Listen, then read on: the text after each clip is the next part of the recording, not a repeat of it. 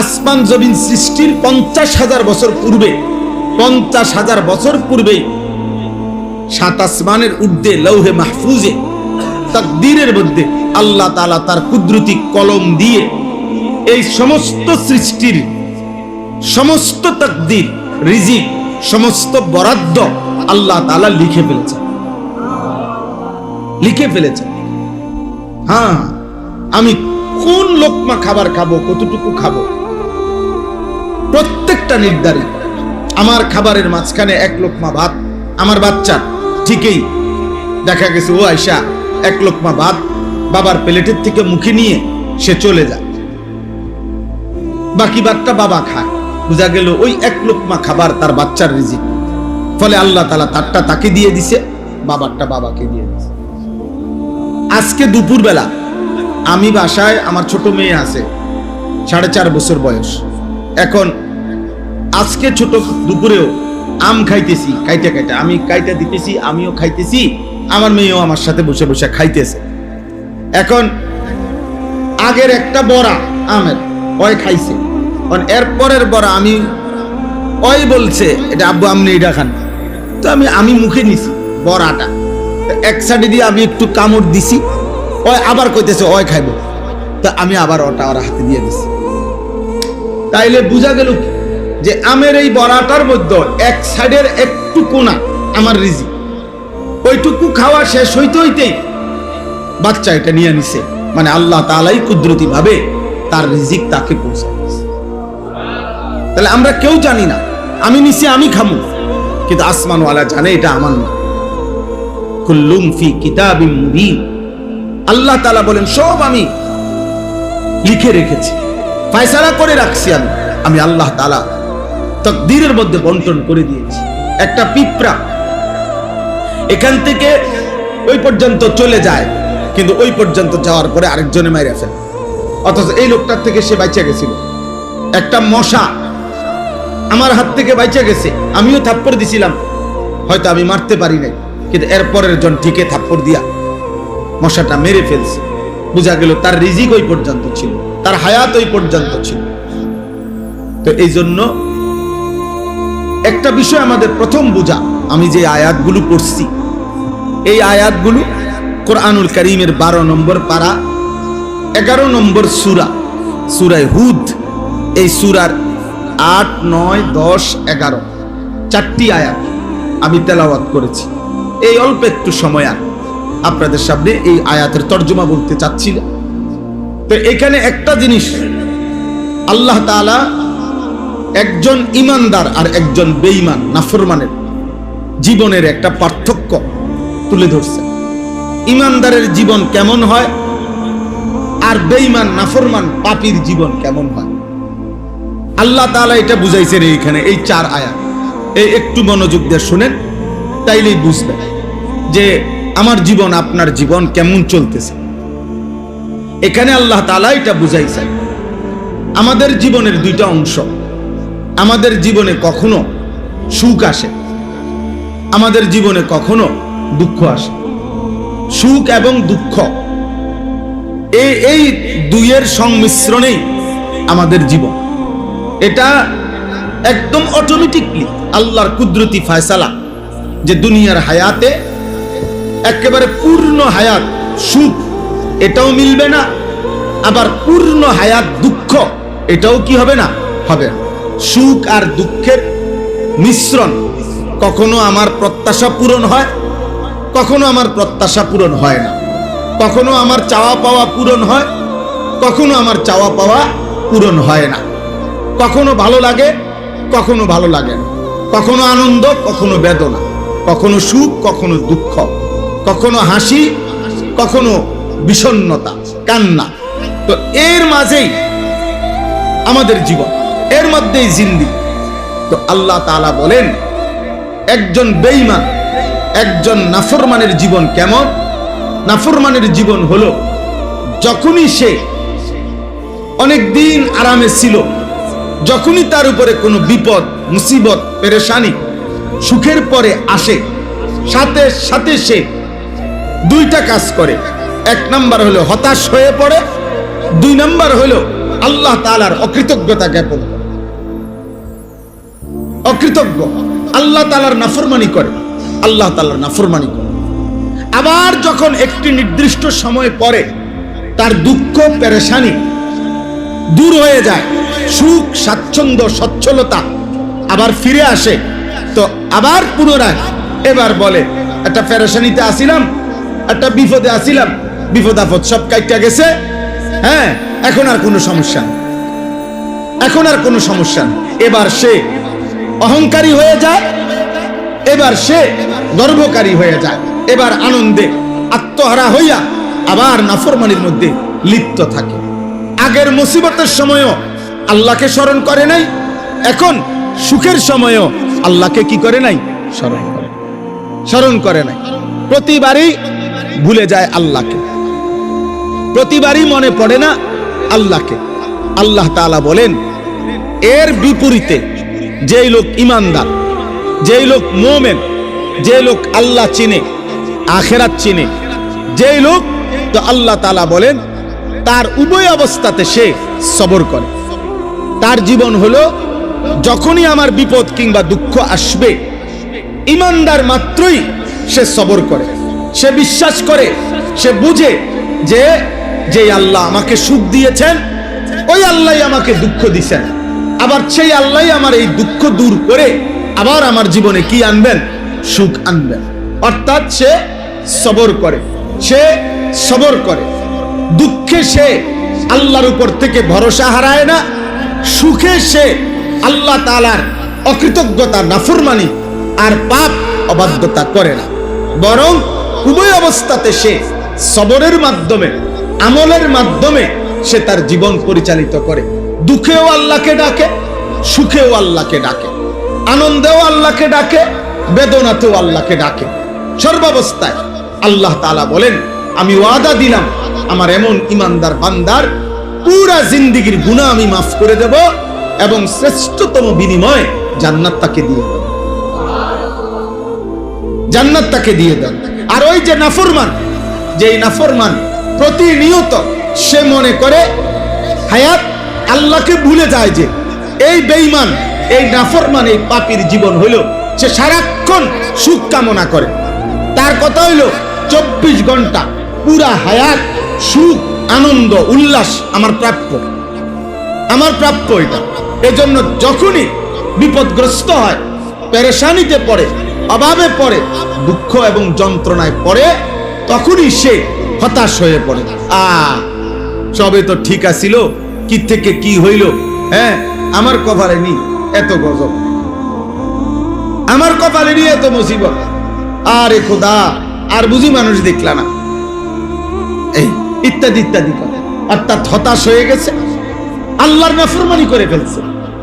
আল্লাহর নাম, আল্লাহর প্রতি যাহা গত এতদিন যাবৎ সুখে ছিলাম, আমি এতদিন সুস্থ ছিলাম, সেটা আমার আল্লাহ দিছেন, আজ মুসিবত আমার আল্লাহই দিছেন। তো আমার মনে রাখা দরকার ছিল কাকে? আল্লাহকে। আল্লাহকে অপেক্ষা করা দরকার ছিল আল্লাহর রহমতের, আশা করা দরকার ছিল আল্লাহর রহমতের। আল্লাহ বলেন বেঈমান এটা করতে পারে না, নাফরমান এটা করতে পারে না। নাফরমান দুঃখে হতাশ হয়ে যায়, সুখে অহংকারী হয়ে যায়। নাফরমান দুঃখে আল্লাহকে ভুলে যায়, আর সুখে আত্ম অহমিকায়, খুশি আর আনন্দে আর ফুর্তিতে আল্লাহর নাফরমানি করে। আজকে যুবক ছেলেগুলো নামাজ পড়ে না কেন? সুস্থ যে, সুস্থ যে সে, হ্যাঁ 24 ঘন্টা দিবানিশি মোবাইলে অস্থির ছবি নর্তকী দেখে কেন? সুস্থ যে সে, তার যৌবনের চাহিদা আল্লাহ তাআলা যে এখনো ঠিক রাখছেন, আল্লাহ যে এখনো ঠিক রাখছেন। আবার যখন বিপদে পড়ে অসংখ্য অসংখ্য নাফরমান হতাশ হইয়া এমনও আছে এক পর্যায়ে আত্মহত্যা করে, আত্মহত্যা করে। অর্থাৎ এত দুঃখ, এত বেদনা, এত অস্থিরতা আর সহ্য হয় না, আর সহ্য হয় না। তাইলে উভয়টাই নাফরমানির কারণ। না তো ইমানদার যদি হইতো, সে সুখের সময়ও আল্লাহকে মনে রাখতো, দুঃখের সময়ও কাকে মনে রাখতো? আল্লাহকে।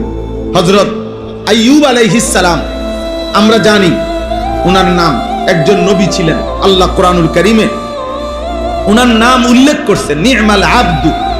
আল্লাহ বলছে আমার বান্দাদের মধ্য থেকে বড় উত্তম বান্দা আইয়ুব। আইয়ুব কেন? কিতাবের মধ্যে আছে 12 বছর কিংবা 18 বছর তিনি রোগাক্রান্ত ছিলেন। দুইটা বর্ণনা, হয় 12 বছর নয়তো 18 বছর। তো 12 বছর কিংবা 18 বছর একটানা রোগাক্রান্ত, মারাত্মক অসুস্থ ছিলেন, শারীরিকভাবে ভীষণ রোগ ছিল ওনার। তো 18 বছর পরে বা 12 বছর পরে আল্লাহ তাআলা ওনাকে সুস্থ করে দিয়েছেন। সুবহানাল্লাহ। সুস্থ হওয়ার পরে হযরত আইয়ুব আলাইহিস সালাম কিতাবে আছে একদিন আল্লাহকে জিজ্ঞেস করছিলেন যে আয় আল্লাহ, গত 18 বছর 12 বছর বা 18 বছর আপনি আমাকে এই যে দুঃখ কষ্ট পেরেশানিতে অসুখে আর রোগে কেন রাখলেন? আমার এমনি জানার ইচ্ছা আপনার কাছে, আপনি আমারে অসুস্থ বানায় রাখলেন কেন এত লম্বা সময়? আপনি কেন করলেন? তো আল্লাহ তাআলা বললেন, আইয়ুব শোনো, অসুস্থ হওয়ার আগে 70 বছর তুমি সুখে ছিলা, সুস্থ ছিলা। আমি আল্লাহ তাআলা তখনও দেখছি এই সুস্থ থাকার 70 বছরে তুমি আমাকে ডাকছো, আমার বন্দিগি আমার আনুগত্য তুমি করেছ, আমার কোনো অভিযোগ নাই তোমার ব্যাপারে। কিন্তু আমি আল্লাহ তাআলা এর পরেও 18 বছর তোমাকে দুঃখ আর সুখে বিপদে আর মুসিবতে পরীক্ষা করছি। তবে আমি আল্লাহ তাআলা দেখছি এই 18 বছরও তুমি আমাকে আগের 70 বছরের মতোই আমারে ডাকছো। আমার ইবাদত, আমার জিকির, আমার নাম, আমার তাসবিহ তুমি পড়েছ। আমি এই অসুস্থ অবস্থাতেও তুমি আমারে ডাকছো। তাইলে এই অসুস্থ অবস্থাতেও তোমার ব্যাপারে আমার কোনো অভিযোগ নাই, সুখের সময়েরও অভিযোগ নাই। তাইলে রোগ দিলাম কেন?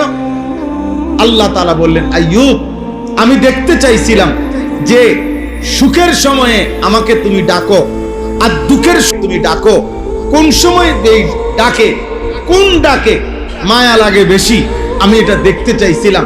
তো আল্লাহ তাআলা বলেন, আইয়ুব আমি আল্লাহর জাতের কসম 70 বছর সুখের সময় আমাকে ডাকছো তুমি যে পরিমাণ, আর এই 18 বছর দুঃখ আর অসুস্থতার যন্ত্রণার সময় তুমি যে আমাকে ডাকছো, আমি আল্লাহর কাছে এই ডাকে মজা লাগছে বেশি, আমি আল্লাহর কাছে ভালো লাগছে বেশি। আমি দুঃখের ডাকে মজা পাইছি, বিপদের ডাকে, অভাবের ডাকে, কষ্ট আর যন্ত্রণার ডাকে আমি মজা পাইছি বেশি, আমি মজা পাইছি বেশি। তাইলে এক ইমানদার, এক মুমিন, আল্লাহর প্রতি যার ঈমান আছে, তার জীবনে সে সুখেও আত্মহারা হয় না, দুঃখেও হতাশ হয় না। সে দুঃখেও নাফরমানি করে না, সুখেও অহংকার করে না, অহংকার করে না, অহংকার। এজন্য প্রিয় ভাই আমার, বাবা আমার, এই অল্প কয়েকজন মানুষ আপনাদেরকে বলি, আমাকেও বলি, এইখানে আল্লাহ তাআলা শিখাইছেন এটা, ওয়ালা ইন আখারনা আনহুমুল আযাবা ইলা উম্মাতিন মা'দুদা লা ইয়াকুলুন্না মা ইয়াহবিসু। আল্লাহ তাআলা বলেন, নাফরমান, বেঈমান, পাপী, আমি আল্লাহ যদি ইচ্ছা করে, দয়া করে তাদের উপরে আযাব, মুসিবত, বিপদ যদি একটু সময় লম্বা করি, মানে না দেই, মনে করেন অহংকার করতেছে, গুনাহ করতেছে, জুলুম করতেছে, পাপ করতেছে, কিন্তু আজকে 10 বছর হয়ে গেছে, 30 বছর হয়ে গেছে, 20 বছর হয়ে গেছে, 50 বছর হয়ে গেছে, কোনো বিপদ নাই, কোনো বিপদ নাই, কোনো অসুবিধাও নাই, কিন্তু গুনাহ করছে পুরা দমে। আল্লাহ বলেন, যদি আমি ইচ্ছা করে কোনো মানুষের উপরে, কোনো জাতির উপরে আমার আযাব দীর্ঘায়িত করি, মানে দিচ্ছি না, অনেক দিন ধরে লম্বা করে রাখি, তো আল্লাহ তাআলা বলেন, লা ইয়াকুলুন্না মা ইয়াহবিসু। বেঈমান, নাফরমানরা তখন ঈমানদারদেরকে, নবীদেরকে বিদ্রুপ করে, যে কই কই বলে না, নাফরমানি করলে, চুরি করলে, ডাকাতি করলে, জিনা করলে, ব্যভিচার করলে, নামাজ না পড়লে বলে না আযাব আসবে, তো আযাব কো মা ইয়াহবিসু, কিসে আযাব আটকাইয়া রাখলো? এই মিয়া, তাফসীরের মধ্যে আছে আবু লাহাব যখন আল্লাহ তাআলা কোরআনুল কারীমের মধ্যে বলছে, আবু লাহাব তাব্বাত ইয়াদা আবি লাহাব, তোর হাত ধ্বংস হয়ে গেল এবং তুমি নিজেও ধ্বংস হয়ে গেলা। এরপরে আবু লাহাব চূড়ান্ত, এটা তো আল্লাহ বলে রাখছে, কিন্তু আল্লাহ তাআলা যেদিন তাকে চূড়ান্ত আযাব দিছে, ওই আযাবের আগ পর্যন্ত এই বেঈমান প্রত্যেক দিন সকালবেলা ঘুম থেকে উঠেই নবীজির সাহাবাদের কাছে যাইতো। সাহাবাদের কাছে গিয়েই বলতে, এই আবু বকর, ওমর, এদিকে এই দেখো কই কোনো অসুবিধা আছে নি? দেখো বুঝেন নাই? এই তোমাকে আল্লাহ না কইলো আমারে কি আজ বলে খাইয়া লেবো, ধ্বংস করে লেবো, কই কি আমার আদি সব ঠিক মতো আছে। এই অহংকার। আল্লাহ তাআলা বলেন, নাফরমান এমন হয় যে আমি যদি আযাবটাকে একটু দেরি করছি, দিচ্ছি না ইচ্ছা করে, তো তারা বলে মা ইয়াহবিসু, আল্লাহর আযাব কিসে আটকায় রাখলো? কই আল্লাহ, কই আযাব, কই আযাব আসে না কেন? এখানে এই সূরার মধ্যে আছে প্রত্যেক যত জাতিকে, আশ্চর্য হবেন, প্রত্যেক জাতি নাফরমান পাপী ব্যক্তি জাতিকে আযাবের আগে ওই ব্যক্তি ওই জাতি বারবার নবীদের কাছে বলতো, ফাতিনা বিমা তাইদুনা ইন কুনতা মিনাস সাদিকিন। হে নবী হুদ, লূত, শুআয়ব, সালেহ, এরকম নবীদের নাম বলতো, তুমি যে বলছো আমাদের উপরে আল্লাহর আযাব আসবে, যদি তোমার কথা সত্য হয়ে থাকে তো আনো আযাব, আনো, ফাতিনা, আযাব নিয়ে আসো। কই আযাব, কই আযাব, কই?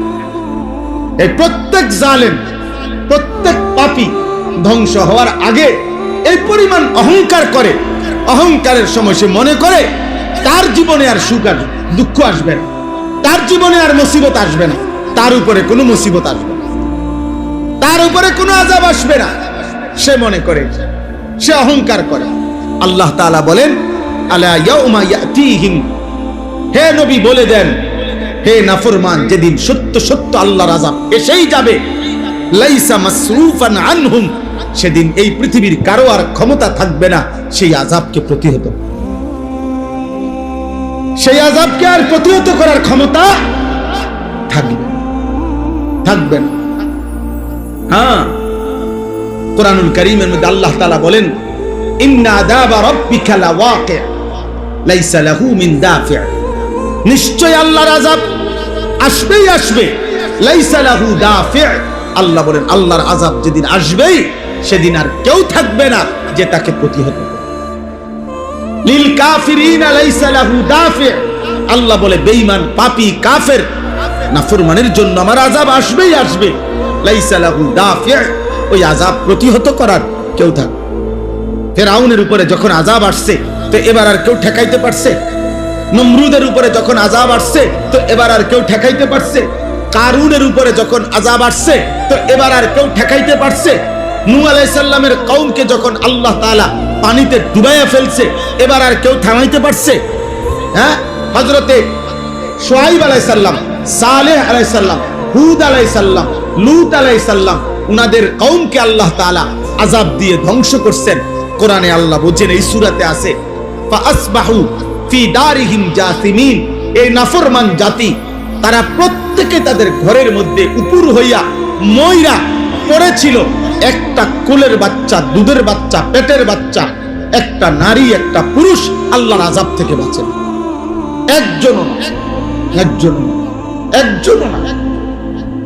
একজনের এখানে আছে।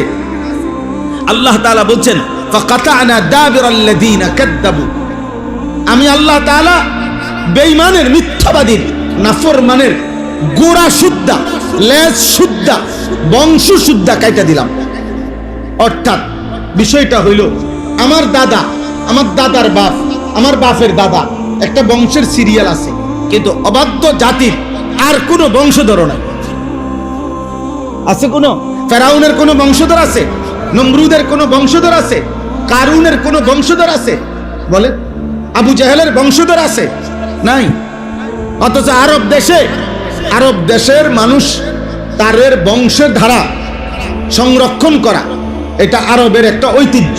এখনো আরব দেশের মানুষ যুগ যুগ ধরে তাদের অভ্যাস ছিল, এখনো আছে। তারা তাদের পূর্বপুরুষের বংশের ধারা এটা লিখিত রাখে, তাদের কাছে ডকুমেন্টস আছে। তাদের 32 পুরুষ আগে কে ছিল নাম এটা তারা বলতে পারে। 30 পুরুষ আগে, মনে করেন আজ থেকে 500 বছর আগে, 700 বছর আগে তাদের পূর্বপুরুষ কে ছিলেন তারা এটা বলতে পারে, এখনো বলতে পারে তারা। কিন্তু আবু জেহেল, আবু লাহাব এইসব বেঈমানের বংশধারা আর পৃথিবীতে নেই। ইন্না শানিআকা হুয়াল আবতার।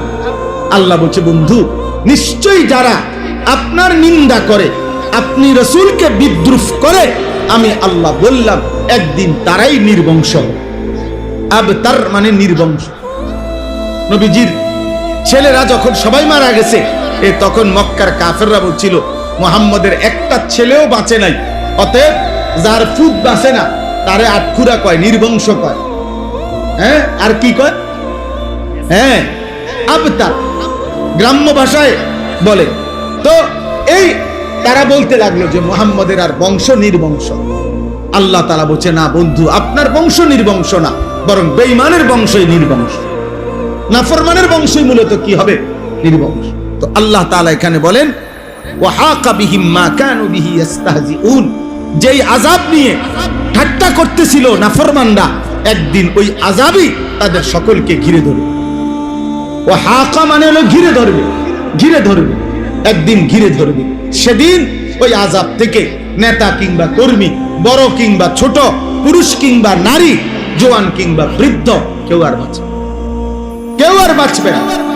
এরপর আল্লাহ বলেন, ওয়ালা ইন আযাকনাল ইনসানা মিন্না রাহমাতান সুম্মা নাযা'না মিনহু। এই আল্লাহ বলেন নাফরমান পাপী মানুষের অভ্যাস কেমন। আল্লাহ বলেন, দীর্ঘদিন যাবত আমি তাকে দয়া মায়া করতেছিলাম, খাওয়াইতেছি, পড়াইতেছি, রিজিক দিচ্ছি, সব ঠিক দিতেছি, কিন্তু যখনই সুম্মা নাযা'না মিনহু, আমি যদি তার থেকে ওই সুখ, শান্তি, নিরাপত্তা কিছুদিনের জন্য ছিনায় নেই, বিরত রাখি, তো ইন্নাহু লায়াউসুন কাফুর, সাথে সাথে সে আমি আল্লাহর থেকে হতাশ হয়ে যায়, আমি আল্লাহর নাফরমানি শুরু করি, নাফরমানি শুরু করি। আরে ফেরেশানির তো মিয়া শেষ নাই, কি আল্লাহর ডাক, ফেরেশানির শেষ নাই। বুঝেন? একজন হয়তো দিনদার কইছে যে আল্লাহরে ডাকো, আরে থুত মিয়া, আপনার গো হুজুর আর কোনো কাম নাই, বইয়া বইয়া এই সব সময় আমার এত বড় বিপদ যায়, এবার কয় আল্লাহরে ডাক। নাউজুবিল্লাহ। মানে কি? হতাশ, মাথা চোখে মুখে আন্দার দেখে, একেবারেই এলোমেলো হয়ে গেছে, সব সাজানো মনে হয় যেন সব। এখানে আছে কোরআনে সূরা কাহফের মধ্যে এক অহংকারী বাগান মালিক, সে আল্লাহকে ডাকতো না, শিরিক করতো আল্লাহর সাথে। তো তার প্রতিবেশী ছিল একজন গরিব ইমানদার মানুষ, একদম গরিব। তো এই গরিব লোকটাকে প্রত্যেক দিন এই অহংকারী বাগান মালিকটা বিকালে সন্ধ্যায় বিদ্রুপ করতো, বুজুর্গ কি খবর, খুব তো আল্লাহরে ডাকো, হ্যাঁ তুমি তো একেবারে বুজুর্গির ভাবলো, ইমানদার কই, এ পয়রা তো রইলে এমনি, এই অভাবে তো পয়রা রইলাম, কিচ্ছু তো নাই, হ্যাঁ প্রতিদিন এভাবে বলতো। তখন এই কোরআনে আছে, ওই নেককার মানুষটা যদিও সে গরিব ছিল, তার প্রতিবেশী পাশের ক্ষেতওয়ালা, তো উনি বলতো, ভাই তুমি অহংকার না করে তোমার, তো এই জন্য বললাম এ করতো কি, তো সন্ধ্যাবেলা এর বিদ্রুপ করতো, আর উনি বলতো তোমার উচিত আল্লাহকে ডাকা, আল্লাহকে ডাকা, যে হে বাগান মালিক, আল্লাহর নাফরমানি করো না, অহংকার করো না, অহংকার করো না, এটা বলতো তাকে। তো কোরআনে আছে, একদিন এরকম বিদ্রুপ করতে করতে বলে বিদ্রুপ করে সে ঘরে গেছে গা, ওই এই অহংকারী বাগান মালিকটা, নাফরমানটা গিয়া রাত্রিবেলা ঘুমাইছে, ভোরবেলা নিজের বাগানে আবার আসছে, পরের দিন ভোরবেলা। আল্লাহ কোরআনুল কারীমে বলেন, এই শেষ রাত্রে আল্লাহ ওই বাগানের উপরে আযাব দিয়া সমস্ত গাছ এইভাবে উপড়াইয়া ফেলছে, একেবারে বাগান সমান করে লাইছে সোনা। এইবার সকালবেলা ফাসবাহা ইউকাল্লিবু কাফাইহি, আল্লাহ তাআলা বলেন ভোরবেলা এই নাফরমান আইসে এবার এইরকম আহা আহা কি করলাম, আহা কি করলাম, নিজের হাতকে এরকম মুসরানো শুরু করছে আর বলতে লাগছে, ইয়া লাইতানি লাম উশরিক বিরব্বি আহাদা। আহা আহা আমার মন্দ কপাল, আমি যদি আল্লাহর সাথে শিরিক না করতাম, বরং যদি আল্লাহকে ডাকতাম, যদি আল্লাহকে ডাকতাম, আজ আমার এত বড় মুসিবত হইতো না, আর মুসিবত হইতো না। তো আল্লাহ তাআলা বলেন, এই বান্দা যখন সুখে থাকে তখন অহংকারী হয়ে যায়, বান্দা যখন দুঃখে থাকে হতাশ হয়ে আমি আল্লাহকে ভুলে যাই। তো আল্লাহ বলেন, ওয়ালা ইন আযাকনাহু না'মাআ বা'দা দাররাআ, পুনরায় আমি যখন আবার ওই নাফরমানকেই তার বিপদ আর মুসিবত সরাইয়া আবার নিয়ামত দেই, আবার সুখ, আবার সুস্থতা আমি যখন তাকে দেই, তো লা ইয়াকুলান্না যাহাবা সাইয়্যাতু আন্নি, এবার মানুষের কাছে সে আবার বলে, ভাই একটা পেরেশানিতে ছিলাম, একটা বিপদে ছিলাম, একটা মুসিবতে ছিলাম, এটি সব শেষ হয়েছে, এখন আর কোনো সমস্যা নেই, এখন আর সমস্যা নেই। আমি কয়দিন আগে একজনকে বলছি, কি অবস্থা ভাই, হুজুর একটা মিল করে লইছি, বুঝেন নাই, মানে কয়দিন ধরে নি খাইছে, হ্যাঁ কয়দিন ধরে নি খাইয়া এরপরে এখন আবার যারা দৌড়াইছে তার লগে একটা বাইল করে লইছে। এর যে যা বুঝেন বুঝেন, বুঝেন না কথাটা? হ্যাঁ আমি একজনকে বললাম যে ভাই মাশাআল্লাহ, হ্যাঁ আগে দেখছি আমনে থাকতেন ফিসে, উনি থাকতো আগে, অন শুধু লোকটা মানে একটু আগ পিছাইছে আর কি, একটু অন উনি আগে ইনি পিছে, এরকম। অর্থাৎ জালেম আরেক জালেম খুঁজে নেয়, পাপী আরেক পাপীকে কি করে নেয়, তালাশ করে নেয়, অপরের সম্পদ লুণ্ঠনকারী সে আরেক লুণ্ঠনকারীকে কি করে নেয়, তালাশ করে। নাউজুবিল্লাহ, নাউজু।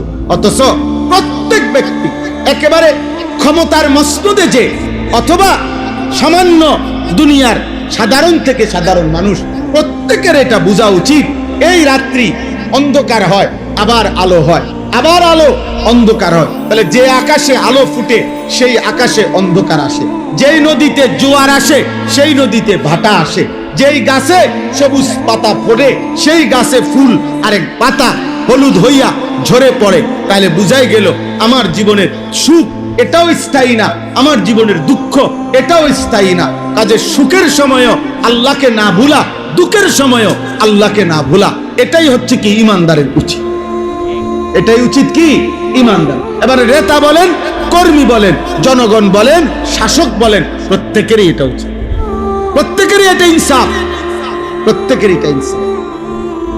তো আল্লাহ তাআলা বলেন, লা ইয়াকুলান্না যাহাবা সাইয়্যাতু আন্নি, আমার মুসিবত চলে গেছে, যখনই বিপদ চলে যায় বলে, ইন্নাহু লা ফারিহুন ফাখুর, আল্লাহ বলেন নিশ্চয় এবার সে উল্লাসিত হয়। অর্থাৎ যখন একটু সম্পদ আছে, ভোগ বিলাসিতায় মত্ত, বুড়া মিয়া গত 30 বছর ধরে কষ্ট করছে, এখন যখন ফুট বিদেশ গিয়া টাকা পয়সার একটা মিল হইছে, এখন বাড়িঘর কইরা বাহ নাটক দেখে, সিনেমা দেখে, টেলিভিশন দেখে, খেলা দেখে, এখন পুতের বউ বেপর্দা, মেয়ে বেপর্দা, না উনি এখন পয়সার একটা ভাব দেখাইতেছে, এখন উনি বুঝাইতেছে আমার টাকা হইছে, আমার টাকা হইছে। এবার সে আনন্দে উল্লাসিত, আর হলো ফাকুর, অহংকারী, অহংকারী, অহংকারী। আল্লাহ তাআলা বলেন এই আচরণ বেঈমানের আচরণ। তাহলে দুঃখে আল্লাহকে ভুলে হতাশ হওয়া এটাও বেঈমানের আচরণ, সুখে আল্লাহকে ভুলে অহংকার করা এটাও কার আচরণ? কথা বলেন না, বেঈমানের আচরণ। এবার মুমিনের আচরণ কি? আল্লাহ তাআলা বলেন এই শেষ আয়াত, ইল্লাল্লাযীনা সাবারু, কিন্তু আমার যেই সকল বান্দা সব অবস্থায় সবর করে। সবর করার মূল অর্থ হইল আল্লাহর হুকুমের উপরে টিকে থাকা। আমরা স্বাভাবিকভাবে সবর বলতে বুঝি ধৈর্য ধরা, এটাও অর্থ ঠিক আছে, কিন্তু তাফসীরের ভাষায়, আরবি ভাষার মূল অর্থ হলো সবরের, তাফসীরের ভাষায়, পরিভাষায় আল্লাহ তাআলার হুকুমের উপরে মজবুত থাকা, এটাকে বলে সবর। অর্থাৎ আল্লাহর হুকুমের উপরে আমি গুনাহ করব না, আল্লাহর আদেশও আমি কি ছাড়বো না, এটাকে বলে সবর। তো আল্লাহ বলেন ইল্লাল্লাযীনা সাবারু, দুঃখে কিংবা সুখে উভয় অবস্থাতে যে সবর করে, যে মজবুত হয়ে থাকে, দৃঢ় থাকে, ওয়া আমিলুস সালিহাত, আর জীবনভর নেক আমল করতে থাকে, উলাইকা লাহুম মাগফিরাতুম ওয়া আজরুন কাবীর, আমি আল্লাহ ওয়াদা দিলাম আমি তাদের জিন্দেগীর গুনাহ মাফ করে দেব এবং মহা বিনিময় জান্নাত দিয়ে দেব। এই 4 আয়াতের অর্থ শেষ, তরজমা শেষ। এখন আসেন আমি আপনাদের কাছে এই কথাই আমার শেষ কথা, আমরা যেন সুখে কিংবা দুঃখে, আল্লাহ তাআলা ছেলে দিছেন, আল্লাহ মেয়ে দিছেন, আল্লাহ অর্থ দিছেন, আল্লাহ স্ত্রী দিছেন, আল্লাহ ঘর দিয়েছেন, সুস্থতা দিয়েছেন, সম্পদ দিয়েছেন, কোন অবস্থাতেই একজন ইমানদার যদি হই আল্লাহকে না বলি, আবার মুসিবত আসবে, আবার বিপদ আসবে, কখনো সুস্থ কখনো অসুস্থ, কখনো আনন্দ কখনো বেদনা, কখনো সুখ কখনো দুঃখ, কখনো রোদ কখনো বৃষ্টি, কখনো আলো কখনো অন্ধকার, কিন্তু উভয় অবস্থাতেই ডাকতে হবে কাকে? আল্লাহকে ডাক। আজকে তোমরা এই কয়জন ছেলে, প্রিয় ছেলে, তোমরা অনেক ছেলে বুঝো না, এক একজনের চুল দেখলে, চেহারা দেখলে মানুষ না হাইওয়ান তাও মনে হয়, বোঝা যায় মানুষ না আফ্রিকার জানোয়ার তাও বোঝা যায়। কেন এমন করে? কারে দেখাইতে করে? পাগল না মাতাল না তার সিরা? কিছুই জানেন না, কিছুই জানেন না। মুসলমানের ঘরে জন্ম নিয়া মুসলমান, কিন্তু এক ওয়াক্ত নামাজ পড়ে না। আহা নাফরমান, কোথায় যাচ্ছ? কই যাচ্ছ? আল্লাহকে ছেড়ে যাচ্ছ কোথায়? আর আল্লাহকে ছেড়ে আল্লাহ থেকে শেষ পর্যন্ত বাঁচতে পারবা কিনা? আল্লাহ তাআলা কোরআনে এই কথাটা সব অনেকবার বলছে, বান্দা বলো, শোনো, মানো বা না মানো, আমার কাছেই তো আসতে হবে, আমার কাছে ফিরতে হবে, আল্লাহর কাছে ফিরতে হবে, লাভ তো নাই, অন্যদিকে গিয়ে তো লাভ নাই। এই জন্য ছেলেরা, বাবা আপনাদেরকে আজকের এই ছোট্ট আয়োজন, এই মাদ্রাসা আমাদের প্রিয় ছাত্র মাওলানা আশরাফ খুব ফিকির করে, মাশাআল্লাহ, অনেক চেষ্টা করে, সব সময় আমার সাথে যোগাযোগ করে, আমার মাদ্রাসায় নিয়মিত যায়, আগের থেকে আমাদের ছাত্র সে। তো আলহামদুলিল্লাহ মাদ্রাসা আগাইতেছে। যখন শুরু ছিল তখন কম ছাত্র ছিল, এখন ছাত্র বাড়ছে। আমার কথা হলো উভয় অবস্থাতে আল্লাহর শুকর আদায় করতে হবে, আল্লাহকেই মনে রাখতে হবে, গুনাহ যেন না হয়, পাপ যেন না হয়, মানুষের সম্পদের এবং সন্তানের হক যেন নষ্ট না হয়। আল্লাহ তাআলা তৌফিক দান করেন। এবং যে ছেলেদেরকে আজকে সবক দেওয়া হলো, আল্লাহ তাদেরকে হাফেজ আলেম হিসাবে কবুল করে নেন। তোমরা যারা ছেলেরা, বাবা তোমাদের কাছে আমার অনুরোধ, যাদের জীবনে নামাজ নাই, সারাদিন মোবাইল একটা নিয়ে টুটু করে ছাগলের মতো যারা ঘোরো, আব্বা এটা মাতাল জিন্দিগি। বাবা মনে রাখো, তুমি কমপক্ষে যারা পরিমাণ বিবেক যদি থাকে, এই মোবাইল নিয়া এই চুল্লা যারা পথে পথে হাঁটো, তোমার যদি যারা বিবেক থাকে, তুমি একটু ডানে বামে তাকাইও যে মানুষে তোমারে নিয়ে কি মন্তব্য করে। মানুষ তোমার, অথবা তুমি আড়ালে গোপনে একটু জিগাইও বা শুইনো, মানুষে তোমারে কি ভাবে, মানুষ তাকে কি ভাবে। বাবা মা কি মনে করে? আপন সন্তান নিয়ে বাপ পর্যন্ত বিরক্ত, আপন সন্তান নিয়ে মা পর্যন্ত গুনাহ তারে, পাপ, নারী, ছবি, মোবাইলের অস্থির দৃশ্য তার এমন কুত্তা বানাইছে, এই কুত্তার ভয়ে এখন মা পর্যন্ত পেরেশান, বাবা পর্যন্ত পেরেশান। বাবে মার কাছে বলে, তারে যেমনে পারো বাইতে বাইর করো, বাইতে বাইর করো, কোন সময় কি করে বইয়ে, মান সম্মান সব তো এমনি গেছে গেছে, আরো ডুবাইব, বাইর করো, তারে আলগা করো। আফসোসের ব্যাপার বাবা, এই জীবন লানতের জীবন, অভিশপ্ত জীবন, যে জীবনে তোমার এই সমাজ, আখেরাত তো নাই। আরে বেটা নাফরমান, আখেরাত তো নাই, দুনিয়াও তো তোরে কেউ পছন্দ, তোর দিকে তো ফিরা, বেনামাজির দিকে কেউ থুতুও মারে না, বেটা থুতুও মারে না। বলে না কত বড় জনেরে, কত জনেরে আপনার মানুষে পাপি, অথচ মানুষের স্যালুট দেয় না। না, টাকাকে স্যালুট দেয়, মানুষকে দেয় না। টাকাকে, ক্ষমতাকে স্যালুট দেয়। টাকা না থাকলে, ক্ষমতা না থাকলে এই লোকের আবার 2 পয়সার মূল্য থাকে।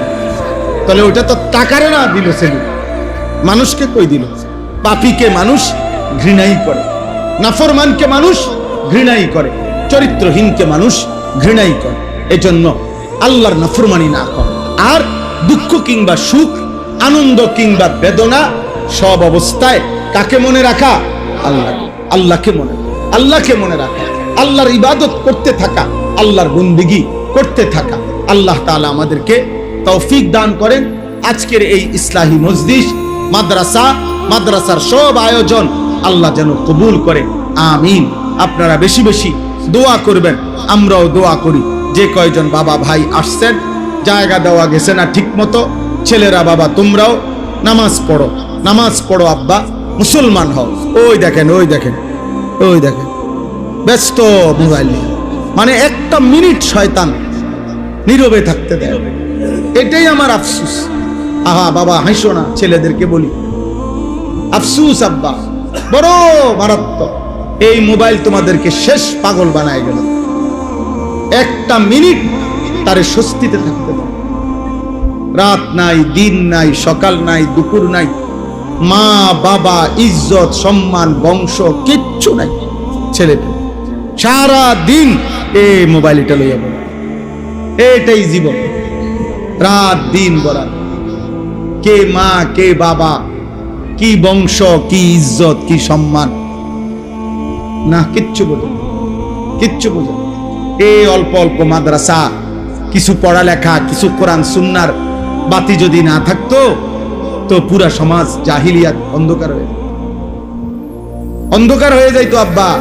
আল্লাহর কুদরতে এই জন্য মাদ্রাসার পরিমাণ এত বাড়ছে। আগে এত গলি গলি কোনায় কোনায় এত মাদ্রাসা ছিল না। আমরাও তো ছোটবেলায় পড়ালেখা করছি। 30 বছর আগে, 20 বছর আগে, 25 বছর আগে আমরাও তো পড়ালেখা করছি। এত প্রতিষ্ঠান ছিল না।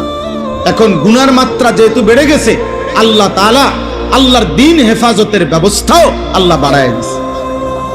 হ্যাঁ, বাস্তবতা এটা। নাহলে এত মাদ্রাসা কেন? জায়গায় মাদ্রাসা, ঢাকা শহরে বিল্ডিং এ মাদ্রাসা। মূল কারণ এটা, নাফরমানির মাত্রা বেড়ে যাওয়াতে আল্লাহ তাআলা তার দ্বীন হেফাজতের মাত্রাও কি করে দিছে? বাড়ায় দিছে। আলহামদুলিল্লাহ।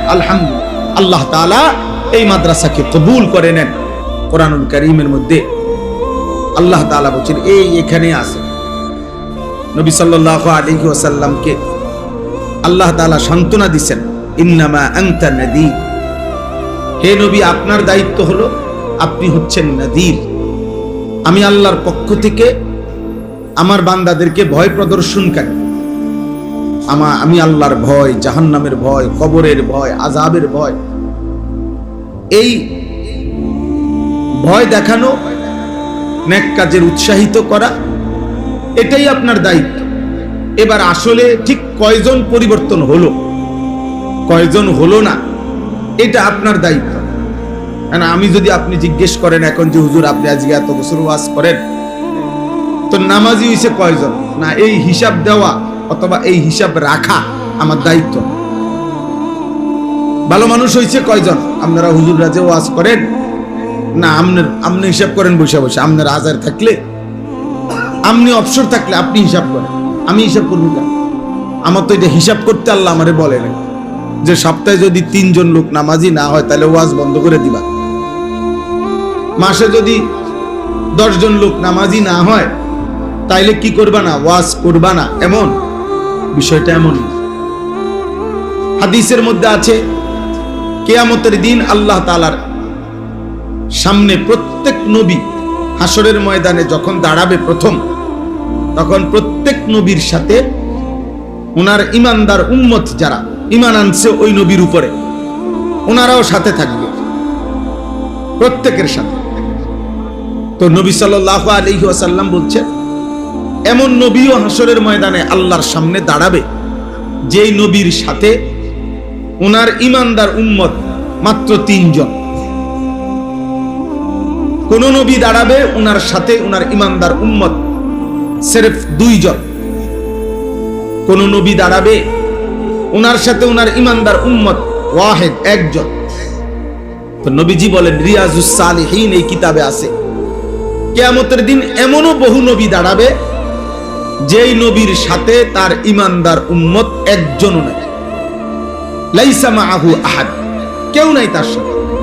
মানে উনার পুরা জীবন দাওয়াত দেওয়ার পরে, আল্লাহর কথা বলার পরে একজনও কি আনে নাই? ঈমান আনে নাই, ঈমান আনে নাই। তাহলে এখন কি মনে হয়, ওই নবী কি ব্যর্থ? ওই নবী কি নবী হিসেবে বাদ? ওই নবী পুরস্কার পাবে না? তাহলে অথচ কি নাই? অনুসারী একজন। মৃত্যু পর্যন্ত ওই নবী আল্লাহর উপরে ঈমান আনছে, আল্লাহর হুকুম পালন করছে, ইবাদত করছে একাই একাই। তাইলে এজন্য বললাম আমাদের মূল ফিকির এটা। আল্লাহর পথে যারা ডাকে, দাঈ ইলাল্লাহ, মানুষকে যারা আল্লাহর দিকে ডাকে, তাদের মূল ফিকির এটা যে আল্লাহর দিকে আমার ডাকতে হবে। গ্রহণ করুক বা না করুক, শত্রুতা করুক আর পছন্দ করুক, আদর করুক আর গোস্বা করুক, জিদ করুক আর ভালোবাসুক, আমাকে বলতেই হবে, আমাকে আল্লাহর কথা বলতেই হবে। রোদ কিংবা বৃষ্টি, আলো কিংবা অন্ধকার। পরশুদিন আমি সিলেট বয়ান করছি আসরের আগে। তো যখন আমি বয়ান করতেছি, অজোরে একেবারে মুষলধারে বৃষ্টি হইতেছে বাইরে, মসজিদের বাহিরে পুরা বৃষ্টি, মানে ধুমসে বৃষ্টি হইতেছে। কিন্তু তখনও মসজিদে যে কয়জন, অনেক মুসল্লি ছিল, ছেলে পেলে ছিল, আলহামদুলিল্লাহ আমরা আসরের টাইম পর্যন্ত, বিকাল 3:30 পৌনে 4টা থেকে টানা বলে গেছে। হ্যাঁ, বৃষ্টি এটা বড় বিষয়। মসজিদের ফ্লোর ভিজে গেছে একদম, মানে ঘামে, গরমে। তা এই জন্য বললাম আল্লাহর কথা বলা চাই, আমাদের প্রত্যেকের দায়িত্ব। এই আজকে যদি আমরা যারা নামাজি মানুষ, যারা কিছু নামাজ রোজা করে, আল্লাহ বিল্লাহ করে, ইনারাও যদি একটু একটু করে ওনাদের সাথে আশেপাশে ছেলে মেয়ে, স্ত্রী, সন্তান, ভাই, বন্ধু, পড়োশী, প্রতিবেশী একটু একটু যদি বলতো, তাহলে আরো নামাজি বাড়ত, আরো দিনদার বাড়ত। কিন্তু অনেক মানুষ আছে একটা শব্দ বলে, কইয়া কারে কোনটা কইয়া কোন ফেস লাগে, তো না কোনো ফেসের দরকার নাই, ভাত খায়, ঘুম যায়, বাথরুমে যায়, শেষ। এই কারো তাহলে আর তো কোনো ফেস নাই, খায় না। আপনি বলে বলে ভাত খাইলেন আর ঘুম গেলেন আর পেশাব পায়খানা করলেন, তো এই শেষ। এটা কি একটা ইমানদারের জীবন? একজন মুমিনের জীবন কি এটা? তাইলে এই সমাজে ইসরাফিলের ফুল পর্যন্ত বন্ধ মানুষ থাকবে, অসৎ লোক থাকবে, চরিত্রহীন লোক থাকবে, হারাম, নাফরমান, পাপী, বেনামাজি, অসভ্য এরাই বেশি থাকবে। এটা আল্লাহরই ফায়সালা। নাফরমান বেশি থাকবে। আল্লাহ তাআলা কোরআনে বারবার বলছেন ইমানদার, আল্লাহর অনুগত কম। ওয়াকালিলুম মিন ইবাদিয়াশ শাকুর, আল্লাহ বলছেন আমার কৃতজ্ঞ বান্দা কম। এজন্য প্রত্যেক ওয়াক্তে নামাজের সময় দেখা যায় ইমানদার নামাজি পরিমাণে মসজিদে কম, নাফরমান পাপী বেশি। একটা বাজারের মসজিদে নামাজের ওয়াক্তে নামাজি যতজন, তার চাইতে 10 ডবল বেশি হবে বাজারের দোকান। অথচ এরা মুসলমান, ওরা চিল্লাইতেছে, হই হুল্লোড় করতেছে, খাইতেছে, গপ মারতেছে, লম্বা স্লোগান দিতেছে, তামাশা করছে, জোয়ানরাও, বয়স্করাও, মাঝ বয়সীরাও। আশ্চর্য! কত দোকানদার আছে বাজারে, তার দোকানের পাশেই মসজিদ, কিন্তু 40 বছরও নাফরমান বলতে পারবে না মসজিদের জামাতে নামাজ পড়ে কেন। এক ধরনের জন্তু জানোয়ারের জীবন, এক বেলা উপার্জন করে, আরেক বেলা খায়, খালাস, মনে করছে এরই নাম জীবন। দিনভর রোজগার, রাতভর উপভোগ। দিনভর পরিশ্রম করে রোজগার করছে, রাতভর এটা ভোগ করছে, শেষ। খাইছে, ঘুমাইছে, টেলিভিশন দেখছে, নাচ গান দেখছে, কতক্ষণ বিড়ি খাইছে, কতক্ষণ গপ মারছে, এরপরে ঘুমাচ্ছে, ঘুমায় গেছে। আবার আগামী দিন আগের মতোই নামাজবিহীন, শুধু রোজগার। তাহলে এই জীবন জন্তু জানোয়ারের জীবন, হাইওয়ানের জীবন, পশুর জীবন। আল্লাহবিহীন জীবন পশুর জীবন, সেজদাবিহীন জীবন পশুর জীবন। নাই তো ইমানদার মুমিন, সেও দুনিয়া খায়, ভোগ করে, সেও দুনিয়া, আল্লাহ তাআলা তাকেও প্রয়োজন পরিমাণ দুনিয়া আল্লাহ তাআলা প্রত্যেককে দান করে। ওয়ায়ালামু মুস্তাকাররাহা ওয়া মুস্তাওদাআহা, আল্লাহ বলে বান্দা মৃত্যুর শেষ মুহূর্ত পর্যন্ত এই পৃথিবীতে তোমার পুরা হায়াত কখন তুমি কোথায় অবস্থান করবা, ঘরে থাকবা কখন, বাজারে থাকবা কখন, বাহিরে থাকবা কখন, আমি আল্লাহ তাআলা তা জানি। এবং শেষ পর্যন্ত কোন মাটিতে কোন জমিনে তোমার মৃত্যু হবে আমি সেটাও জানি।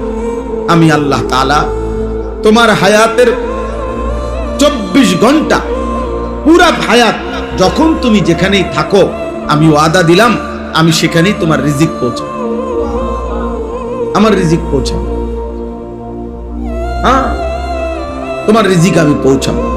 ঠিক কখন কোনটা আল্লাহ তাআলা বলেন আমি সব জানি, আমি সব জানি। ওয়ায়ালামু মুস্তাকাররাহা ওয়া মুস্তাওদাআহা কুল্লুম ফি কিতাবিম মুবিন।